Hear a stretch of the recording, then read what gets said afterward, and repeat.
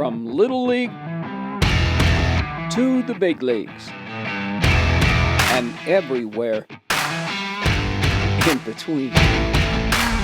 From one stage to another. Passion is my middle name.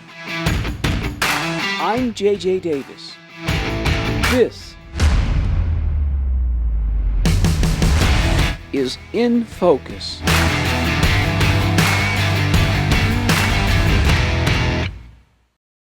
Me and this guy go way back. CU Sports Complex, College World Series, remember it? Yes. Charles Schwab Field, dugout. Then later, as the handheld, I'd get pictures of him at home plate. A lot of memories. Joining me right now, forever in the third base box, is Creighton University baseball coach Ed Servais. I get that right? Yes, you did. Good to be with you. It's been more than a cup of coffee, hasn't it? Yes, it has. Yeah, we've been together for a while. Yes, we have. Now, say it ain't so. This is it for you? Yes, it is. This will be my 28th year at Creighton, 22 as the head coach. And, I need to slow down a little bit. I need to look at some other things. I have 6 grandkids I need to spend some time with. So my wife's been retired for about 3 years. So I need to spend some time with her. So it's a good time. How many times did we talk about that pregame at Creighton baseball games, and I'm carrying the camera, and you and I are talking about that? Quite often, because you catch me at a tired time of the season, middle part of the year. Yeah. When you're tired, you're fatigued, and you're wondering, can you do this? Can you get to the finish line? Right. But it's a good time. We got a good group of guys, and it'll be time. All right, what a time for you. I take you back to 1982. And does the name Rib Lake High School mean anything? Yes, it does. It's my first teaching job. My degree was in education coming out of University of Wisconsin La Crosse. And, when you're 22, 23 years old, you're bright-eyed, you're excited, Right. to get an opportunity. Teaching jobs were hard to come by back in those days. So I started at a school of about 220 kids, a town of about 600. Oh, my God. And I was the assistant football coach, the freshman basketball coach, and the head baseball coach. And JJ, we had 11 players on the team. Oh, my God. This is for the whole program. We didn't have a lineup. That's JV. a deep lineup. We didn't have a JV or a freshman team. We had 11 players on the team my first year there. Head coach, 2 seasons, 24-11 with 11 guys. Yes, and 6 of them were freshmen. So I thought we did some good things, but I knew that Rib Lake was not a place for me to be very long. Right. It was just tough. The weather up there was in northern Wisconsin. The weather was very difficult. The kids were fine, but I had an itch to do something more. Now, you talked about the University of Wisconsin at La Crosse. Mm-hmm. You graduated 1980, 3-time All-Conference, MVP, co-captain, et cetera, et cetera. What position? I played second base. Second base! That's why I'm so fond of infielders. I enjoy working with infielders, and I know the difficulty of being a good infielder, but we tried to play second base during those years. Did the pros come calling, or did you think, like every kid, I could play in the big leagues? Oh, sure. That was my dream, obviously. My brother was a college player who had got drafted and played in the Padre organization. He later went on to become a scout for about 40 years. So this is what we did. I have 7 brothers, JJ. So this is what we did in the backyard. This is what we did. We didn't have a lot of other things. So that was your dream, to have a chance to play professionally. Back in those days, as you remember, it was big to be a 3-sport athlete. Mm-hmm. It was always football, basketball, and baseball. What about you? Sure. In high school, I enjoyed them all. I really, really enjoy football. I enjoy everything that goes along with football, the toughness part of it, the preparation, the scheming. I really, really enjoy football. And sometimes I wonder, should I have been a football coach versus a baseball coach? Because sometimes my intensity on the baseball field can scare some young people. I've seen it firsthand, trust me. Yeah, I, like most young people at that time, I participated in all 3 sports in high school, and I went to a private high school in La Crosse, Wisconsin, where I'm born and raised, and and really had a lot of fun. And I was like any other young person. When it was that season, that was my favorite sport. Right. Now everything's so specialized, and you always hear coaches say they should be playing 3 sports like we did in the old days. Yeah. No, I love to recruit multi-sport athletes, and some of the best players we've had at Creighton University have been multi-sport athletes. Your first coaching job, assistant coach, St. Mary's, Winona. Yeah, when I came back from Rib Lake, like I said, I thought I had an itch to maybe work with a more advanced elite player. So I got a job. I saw an ad in a newspaper. Can you believe that? Ads were in a newspaper back in those days. For an assistant job at St. Mary's. My older brother played at St. Mary's, so I had some kind of a feel and connection for the university. And it was 25 miles from La Crosse. And I went up there and interviewed for it and was offered the job, and I made $1,000 as the assistant baseball coach at St. Mary's. And I spent more money traveling to the school than I actually got paid. So I did that for a couple years, but what it taught me was this is what I really wanted to do. And what you really wanted to do eventually was become a head coach. Tell the folks the name of the college, your first head coaching gig. Well, I went back and got my master's degree, so I really didn't have a job. And I had 2 young kids, and so we needed to get going with something. And in my hometown, La Crosse, Wisconsin, there was a small private school of about 800 kids that did not have baseball. Correct. So I walked into the athletic director's office in the middle of the summer and said, I understand you're thinking about adding baseball. They only had about 100 male students on campus. Rib Lake all over again. So he said, well, you know what? That's interesting because we are thinking about it. Let me get back to you. The name of the college? Viterbo College. It's now Viterbo University in La Crosse. And within a couple days, he called me back. And I took that job with nothing. We didn't have a baseball. We didn't have a field. We didn't have a uniform. We didn't have a helmet for $1,300. And so, you're there. 1 year, you go 23-6. Yep. We didn't have, my first year I was there, we were just gathering players because there was no baseball players on campus. And the following year, which was my only year there, maybe the most enjoyment I had in coaching. Isn't that funny? Because we had 17 players. Isn't that funny how it works? And the guys worked unbelievably hard, and we were 23-6. But then old St. Mary's comes to call in. They're looking for a head coach now, so he goes back. A winning percentage over 600, 686, I think. Yeah, we went back to St. Mary's because they were in a conference. Viterbo was not in a conference. And they had established there was some tradition there. So I went back, and it was rough sledding the first year. We were 13, 22, and 1. It's one of the few times I've had a record losing below season. 500. That's right. And I had to make some adjustments. And this is where I became I really started to emphasize the defensive part of the game. With the same team the next year, we went 28-7. So it was just a different philosophy on my part, but I really learned a lot those first couple years at St. Mary's. And then we went on to stay there for 7 years. 7 years. Then you make the jump to D1. Got an opportunity, you know, the Iowa State had baseball at that time, and their head coach, Bobby Randall, left in November to take the head job at Kansas. So the pitching coach became the head coach, and they needed an assistant. And I heard about it. I applied, went down and interviewed. I'll never forget the interview riding down to Ames, Iowa on a day when it was icy and sleet. And I probably shouldn't have been on the highway. I've done that But I before. wanted to get there because I didn't want this opportunity to slip by. Because we're driven, Ed. We're driven. I've been there. And I had an interview with Lyle Smith, and 2 or 3 days later, he offered me the job. Now, it was really difficult because it was midstream. My first day at the job at Iowa State was December 27th. So the players had already gone through fall ball. I didn't know a player on the team. I didn't know anything about Ames, knew very little bit about Iowa State. And I went down there myself. I left the family behind. And here we go.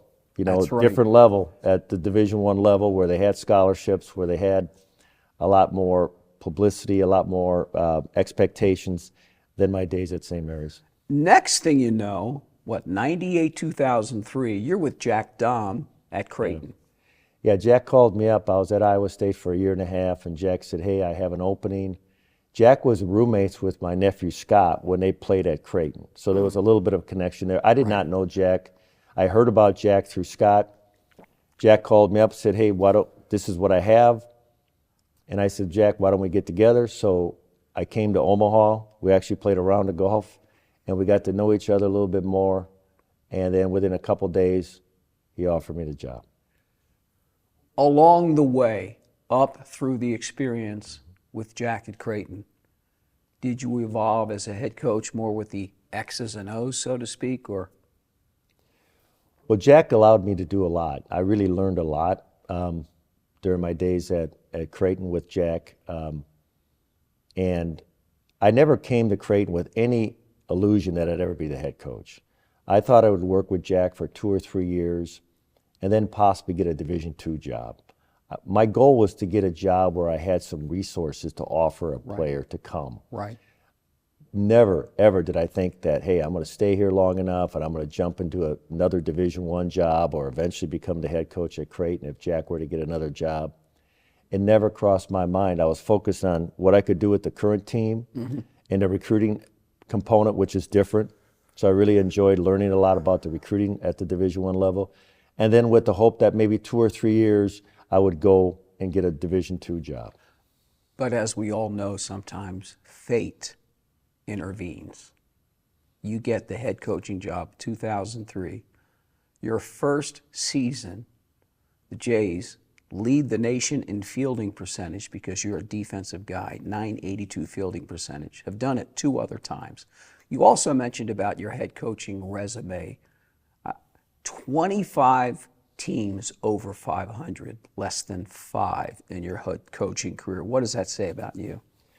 Well, I think the system that we have in place works, and the system is built on discipline, hard work, execution. It sometimes takes our players some time to get accustomed to it. Correct. Because it's different. Correct. It's really different. I didn't set out to be different just to be different. I just thought with the players and the personnel we had, that this gave us the best chance to be successful. And it's worked. So if I'm talking to Gene Stevenson or Dave Van Horn at Arkansas, what would they say about Ed Servais? His teams are going to play hard. They're not going to make a lot of mistakes. They're not going to beat themselves. You're going to have to beat them. They may be a little bit undersized at times. They may not maybe have the physicality of some of the larger schools, but they can execute the game. They can play the game. As far as me, they know I'm kind of a straight shooter. I don't like to socialize a lot with coaches before the game. That's right. And I'm going to welcome you if you're playing at our place. Is there anything we can do for you? Yes. I'll shake your hand after the game. That's about I can't tell you how many times I was shooting at home plate, just going over the ground rules. He's done it 100 times in his sleep. Quickly, your wife, Ann. How many times did I go up the aisle and see Ann sitting there and we would talk? She's been wonderful. She's been by your side since the beginning. Yeah, I don't think we could have done anything without her. Very supportive. Coaches, it's an up and down situation. Just like broadcasters. You have your moments where it's good. That's right. You have moments where you feel like you got kicked in the stomach. That's right. And she put up with a lot. She was a full-time teacher and then raising our 3 kids. She did a lot while I went out and tried to do what I thought I could do in the coaching profession. She's helped with a couple of moves that we've made. We're lucky, Ed. We're lucky. We're lucky. My wife packed her house by herself when I came out to Omaha a month early. It's tough. Those transition periods are really tough on a family.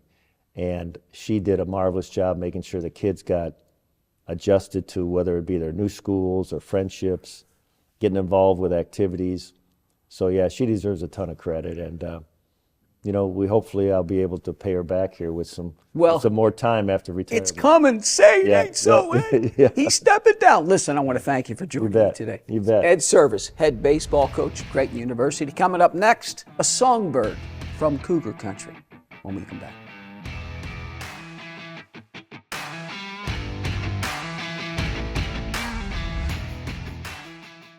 Full disclosure, I did not know this woman until I most recently did a play with her.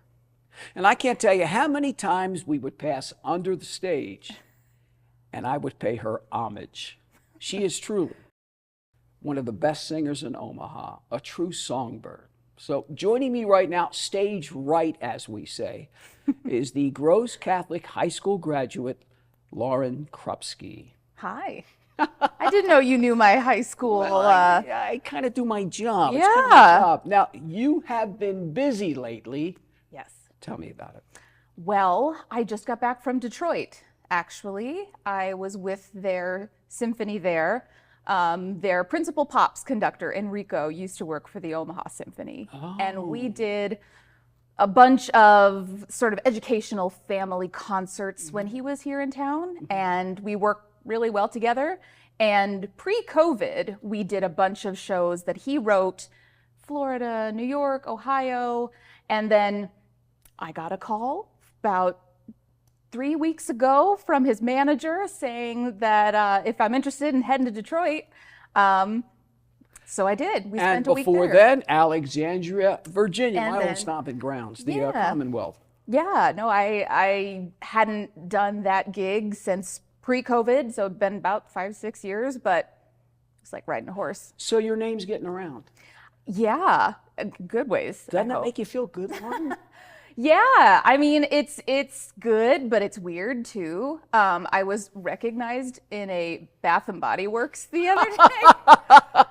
I was with my best friend shopping for body wash or something, and this woman just goes, "Excuse me, were you just at the Holland on stage?" And I was like, right. "Yep, I was." So my reputation precedes All me. right, but what about the reputation as a little girl? Were you always singing? Yeah. Ask my mom and dad, but yeah. The Little Mermaid came out at just the perfect age for me, the cartoon version. And so you could find me any day of the week sitting on the piano bench, belting out Part of Your World. So, Did yes. you take voice lessons or did it just come natural to you? Honestly, I didn't take voice lessons when I was younger. I did do like choir and things like that in school, but one-on-one voice coaching, not until I was in my adult years. So it came sort of naturally. My mom always says it's from my grandfather's mother. So her father, it sort of skipped a few generations, but right. It's always been, where did that come from? So I don't know. when did you know that you wanted to be a theater kid or that you wanted to perform? Oh gosh. Well, when I was very young, the Emmy Gifford Theater, which was sort of the precursor to the Rose, for those that don't know, my dad would get free tickets from work, and he would take me, always me, sometimes my sister and brother too if they were interested, but I would go to every single one that I possibly could, and I was so young that I didn't quite understand why this was so special. Right. But I did that, and then my mom taught at Gross High School, and she would take me with her to see her students in the musicals there, and then my mom is responsible for introducing me to all the big movie musicals that were on Turner Classic Movies, like The Sound of Music. TCM, baby. Exactly. That's I right. grew up on that and watching The Music Man and My Fair Lady. So I never really could put into words how I felt about it, but I just knew that it filled something in me. I tell people that all the time. You can't explain it. When Yeah. It happens. Even when you get done, a couple of weeks later, the bug just kind of hits you and you just got to do it again. Yeah. First time performing in front of people singing. Oh gosh. My father has on VHS a video of me in kindergarten. I think it was either first grade or kindergarten, but I had the solo in Up on the Housetop. And I was ready for my moment, and we still have the video of it. Do you ever get nervous? Because the show that I just did with you, I would just be amazed. You ever get nervous? Not to plant that in your mind. No. I mean, I'd be lying if I said no. But I feel like with how many years I've been doing this now, it's a combination of nervousness and wanting to do your best. because sometimes the nerves kick in and maybe your breathing gets funny and you don't sing as well as you know you can. Right. So it's a mixture of excitement, but also nerves, because you know when you go into that audition or you step out on stage, this is your chance to show a bunch of people who you are, That's which exactly is a daunting task. It is a daunting task. Yeah. Trust me. So you go to Cuckoo Country, gross Catholic, theater there, what'd you learn? Oh gosh, we did a lot of musicals when I was there. I had 2 different drama teachers, one phased out when another phased in. I had the lead in The Music Man my sophomore year, so I was 15 playing Marion. Mm-hmm. The librarian. Yeah, Marion the librarian, and all the senior girls were pretty plucked about it. Yeah, and I was like, sorry, girls. But it's a role that I've always wanted to play in my adulthood, because what did 15-year-old Lauren know about that role? Exactly. But I learned a lot there. It was Catholic high school theater department, so not a lot of funding, not a lot of fancy stage anything. Right. So it was a lot of make do with what you got. Right. And it was a lot of fun. You may do with what you got. What UNO graduated 2008, magna cum laude, as they like to say. What did you take away from Mavericks? It was another kind of program that it was, you get out what you put into it. Right. They definitely prepare you for the struggle. If that, I don't know if that sounds bad or not, but it's like one of the things I learned post-grad, living in New York, doing the whole audition scene. If you don't have that hustle mentality, you're gonna be given nothing on a silver platter. You talk about the struggle. Yeah. I lived in Midtown Manhattan many, many years ago. Yeah. You went there 2009 in the summer. Yeah. Times Square you worked. Yeah. Tell me about that. Oh my gosh. So yeah, I moved there. You gave it a shot. I did, because that's what you do. Yes. And I had a friend who had a contract out of state and was like, hey, I need a sublet if you hate it here, because I'd never even visited New York City. Right. And he's like, if you hate it here, 2 months, you're done, you're back home. And so I was like, you know what? Why the heck not? But you lasted just over a year. Just over a year, and yeah. she was awarded the Lucy's Legacy Award from her then employer. Wow. For going above and beyond. But you said just basically I could walk on 2 feet because everybody was walking around on 4. Wow. You did do your homework. Well, that's kind of my job. Wow. What do you mean by that? Oh, well, I when I lived in New York, I lived in Queens in Astoria. I worked in Manhattan at this museum, and it was full of young 20-somethings like myself auditioning, working, aspiring. And we had a bunch of different exhibits flow through. It was the Titanic artifacts, Lucy, which is the artifacts of a bipedal hominid, one of the bipedal hominid, which is one of the most early common ancestors of humans. I've learned so much like unnecessary information just by. What made you say, you know, I'm giving it my best shot. See ya. Well, to get real with you, I missed home, and I had a former love back here in Omaha. Yeah. We've all got those stories. Oh yeah, and so I was 24. Yes. What did 24-year-old Lauren know? She came back to Omaha to be with her man. We got married.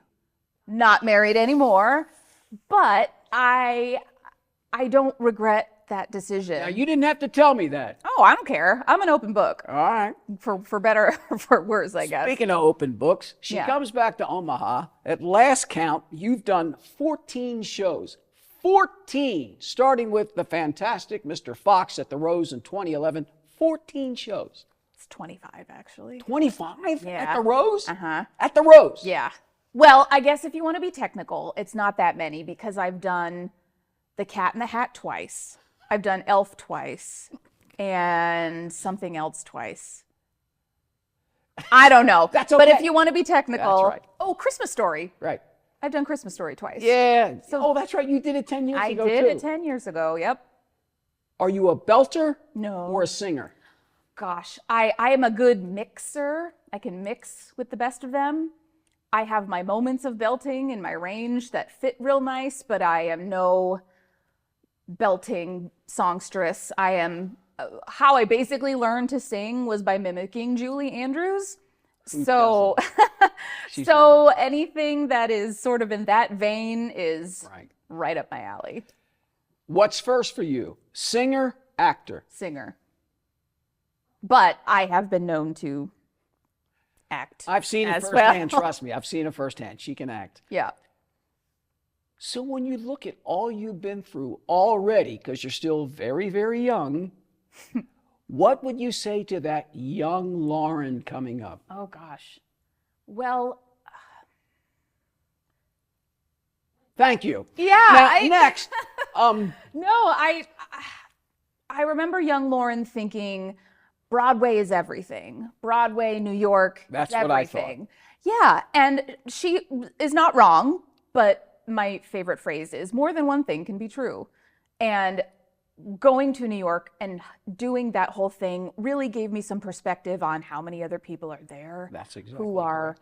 just as talented as you. Amen. Who look just like you. Amen. Even better. Exactly. Who are less talented maybe. Yes. But it's, when you're a non-equity actor doing the cattle calls, it's a crapshoot. And coming back to Omaha and now being based out of Omaha and going to different places, my goal back to young Lauren was Broadway. But now older Lauren has said to herself, it's more about being a paid working actor. And that's what I've continued But to do. don't you feel like right now at this point in your life, you seem to me, at least the little time that I've known you, to be a little bit more at peace. And things are happening for you. Life is happening. Yeah, it's all part of the getting older process. I mean, obviously when you're younger, roles you don't get or shows you don't get are just devastating. And even then, if you'd have got them, you wouldn't have been ready for them anyway. Right. And so now that I'm older with more experience, Right. Yes, if I don't get something, I'll be, I'll let myself be sad about it, but it's not the end of the world. I've found a good balance of the theater excitement with sort of quote unquote normal life. The key word for me is balance. 'Cause for many years I was like this, gotta make it, gotta make it, gotta make it. Then you realize, smell the roses. You found balance. Yeah, and it's, if there's somebody out there who produces Broadway shows, yes, I'd love to do that. But it's not the end all and be all. It's not life and death, is all. No, it's not. And I honestly would take where I am right now with the good office job that I have. Shout out Koenig Dunn. My lovely little house in Exarban. And Jean. And Jean, my sweet little dog. If I was to say anything to younger Lauren, just to say, keep going. Right. You've got nowhere to go but up, and a bunch of family and friends who support you. And Omaha's theater community is very welcoming and very supportive. But go explore. Right. That's what I tell you. Yeah. Go for it. Because you know what I found in life?